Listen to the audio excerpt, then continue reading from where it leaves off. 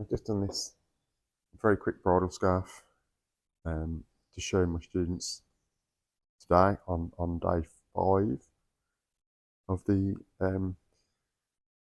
sash restoration course.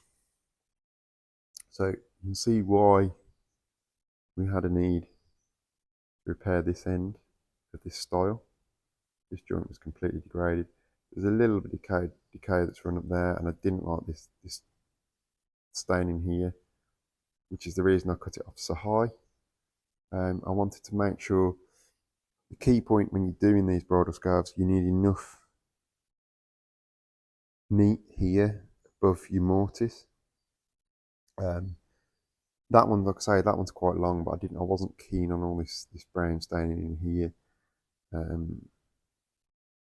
There's all sorts of stuff going on, so I've cut it back well into clean timber. Okay, there's a little bit of timber I'm not so keen on here, which is this dark staining up the side. But to cut that out, I've got to virtually replace the stile anyway. So we're well back into sound timber there. So that's a good thing. So obviously I did cut it on the mortiser. I didn't cut it by hand simply because I'm up against it time-wise. But this is what they are.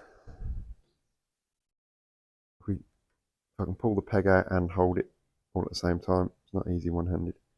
So what I've got there is a 6mm peg with quite a bit of draw on. There's a tiny amount of draw in my peg hole, but only a tiny amount, because you've got a tight shoulder here and you've got a tight shoulder here, and it's all end grain. So this is what it consists of. It's literally a bridal scarf. In the other end we have, and as you can see, there's that little bit of brown stain in there. There's been a pin just on that. If you focus, there's been a pin there in that hole. So yeah, meat cut out with the mortar,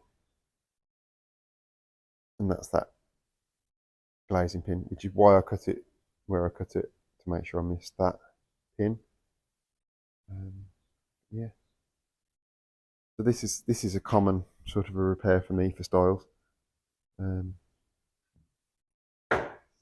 So line the peg hole back up now. We got that peg hole lined back up. So obviously you would normally glue them